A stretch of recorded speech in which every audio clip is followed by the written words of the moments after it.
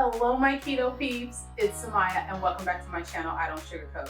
Today, I'm going to show you how to make one of my favorite recipes, and that is a keto quiche. So let's get started.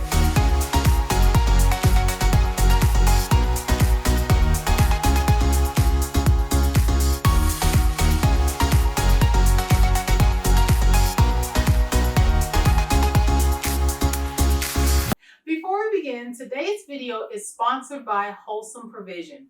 They're a company located here in the US and they specialize in making keto-friendly products, some of which are now staples in my keto kitchen, and that is their Lupin Flour and their Allulose sweetener blend. Visit their website and check out their catalog of products. I am certain there's something on there for everyone, from their pre-made stuff to their baking good needs. I'll leave a link for their website in the description of this video. Now let's get started with today's recipe. Now you've seen me make this pie crust before, and we are going to be making it again for this recipe. This is my flaky pie crust. I just love this recipe because it is so versatile and it's so easy and quick to make. So we're going to go ahead and begin by adding our ingredients to our food processor. I have a half a cup of Lupin flour. To this, I'm going to be adding a half a cup of oat fiber. And next, I'm going to be adding in a fourth of a cup of vital wheat gluten. Now, in my bowl here, I have half a teaspoon of some salt and 1 teaspoon of this allulose sweetener blend. Now, you don't have to add the allulose if you don't want. I just kind of like adding it to the pie crust for this recipe. And now I'm going to give this a few pulses to mix our ingredients up before we begin to add in our butter and our water.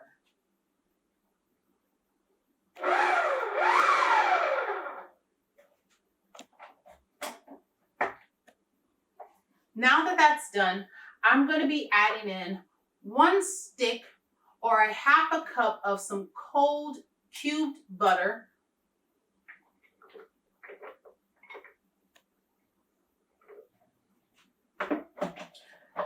And again, we are going to give this a few pulses to let the butter get all nice and mixed up into our flour here, and then we'll add in our water.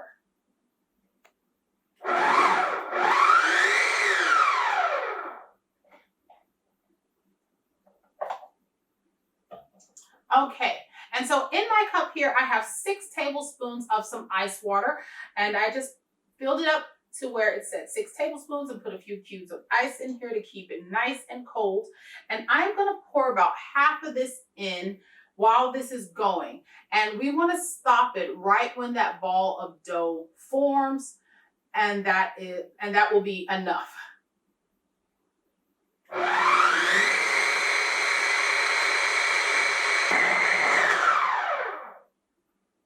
Okay. Oh my gosh, this thing is so powerful. I thought it was going to completely come off. That is why I love my Vitamix. And I'm not being sponsored by them, so I was not paid to say that. Okay, so now what I want to do is I have a 9-inch pie pan right here. And you can use a tart pan or whatever, but I like to use this when I make my quiche. So I'm going to go ahead and get my dough out of here. Okay, and now I have my trusty marble rolling pin, and I love this thing, you guys. When I am rolling out dough, the extra weight really helps. You can find one of these pretty cheap if you go to the right places, but they're perfect for doing dough. And so you just want to get your dough rolled out to roughly the size of your pan or tin.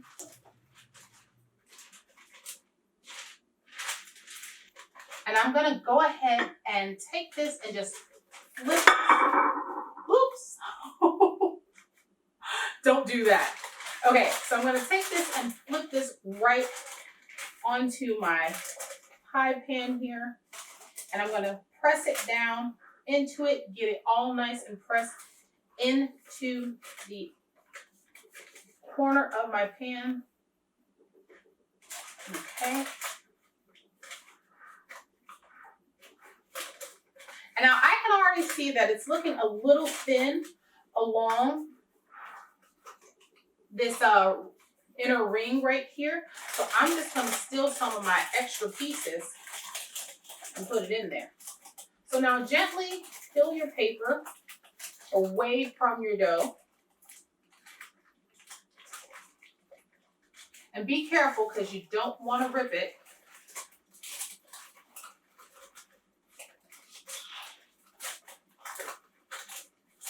As I said, be careful.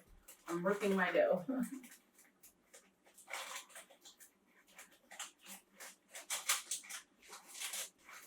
Okay, so now I am just going to go ahead and start to press and shape this so that it looks great. So I've got my pie crust nice and as neatly as it can be into my dish here. And it doesn't have to be perfect. As you can see, I got some patchwork going on the inside, and that is completely fine because you're not going to see that.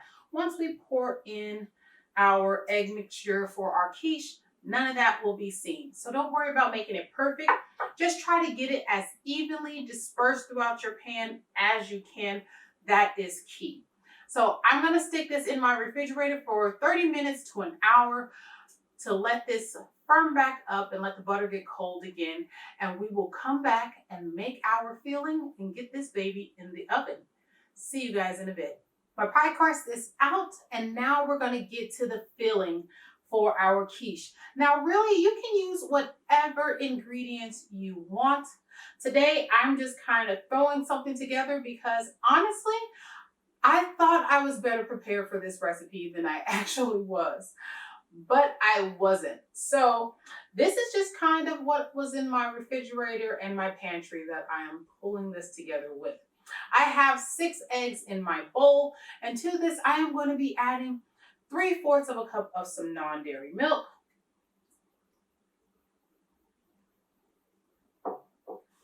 I'm adding a teaspoon of salt. I'm going to be adding a tablespoon of basil. If you don't want to add the basil, you don't have to. You can just do something like parsley, which is what I would normally do, but I had none in the fridge, so I said, you know what? Let's just go with some basil today. And because I also was not prepared, I had no onions either, strangely enough. Not a white, not a red, not a yellow, not even green, which is what I would normally use. So I am adding some dehydrated white onions in here. If you're going to do this, I would suggest green onions and chopping up 2 of them, or however much you like, or you can totally skip onions altogether. And now I'm just going to crack a bit of pepper into my bowl. And now this smells super good already. And now just whisk all of this together until all of your egg yolks are nice and broken and blended with the egg whites. Okay, so let's get to the filling. Let's get this baby filled up and ready. If you notice that you have any air holes, just poke it with a fork a little bit. I tried to catch all of them, but I had a few that were still left. So I have 4 strips of bacon here, and you can use whatever kind of meat you like.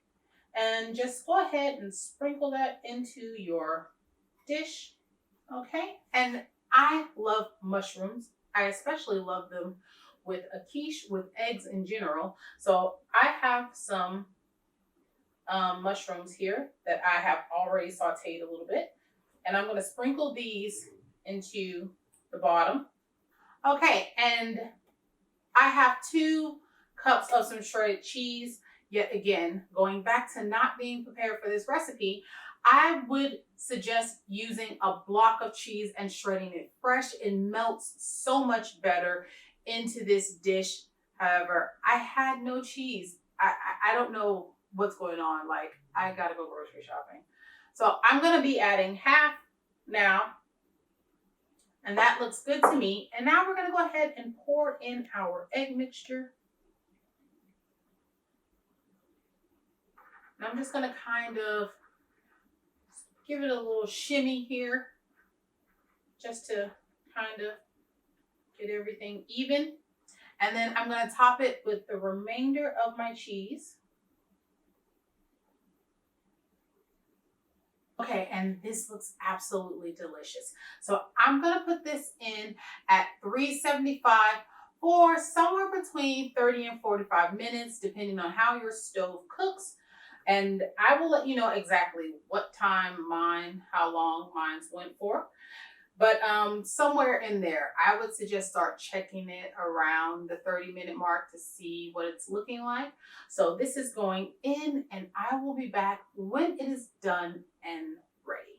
Oh my gosh, look at this quiche.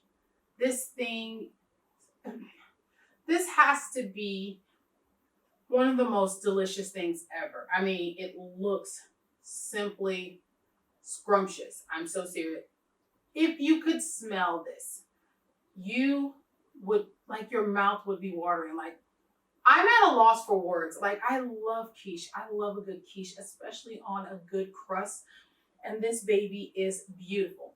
Now, I should tell you that somewhere around the 12-minute mark, something like that, I covered mine with a sheet of aluminum foil so that way my crust would not get too dark. And you just want to simply lay it over it. You don't want it to touch the top of your quiche so that way it doesn't get stuck to the aluminum foil. You just want to gently lay it on there and let it cook the rest of the way.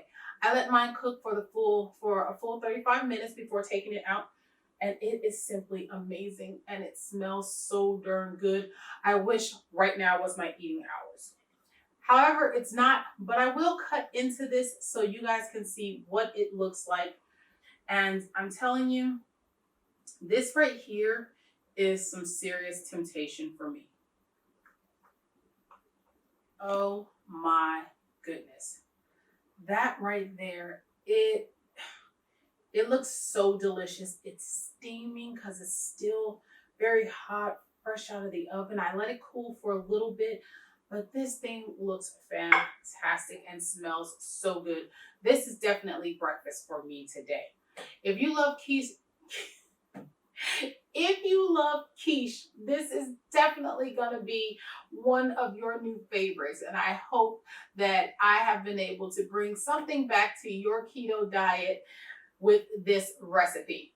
So that's going to be it for me today. And I'm sorry if you guys can hear my little smart oven back here going.